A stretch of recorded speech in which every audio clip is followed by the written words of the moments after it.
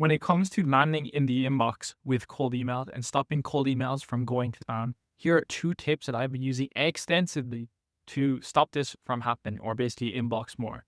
The first one is to implement some sort of domain rotation process.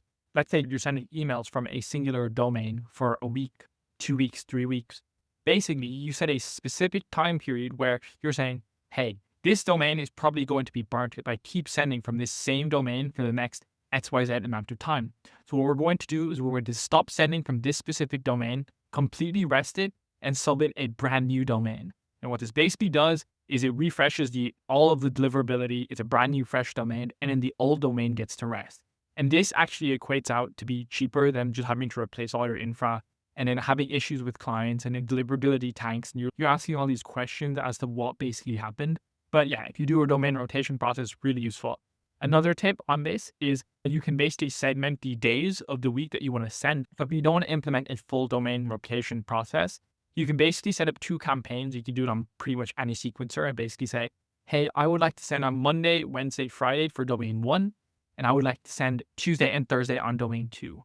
And what this basically says is you're giving it the domain a full rest for 1 full day.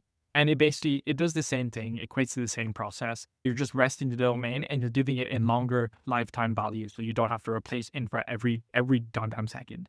The second thing I would say is having more domains inside of your domain process. So when you're sending emails out, the main issue with going into spam is if someone marks you as spam, Google or Microsoft will then flag your email as more spam. But if you spread out these spam requests across multiple different domains, it means it's less spam requests going to one domain. So if you have, let's say, 50 domains and you get 1 spam request each, that's way better than getting 1 domain with 50 spam requests. And this obviously costs more, but in the long term, it's more worth it because you're not spamming your main domain, where you're just not having all of these issues that arise from, oh, my info's gone down, or we're having issues with clients now, et cetera, et cetera. So yeah, 2 tips for landing in the inbox more.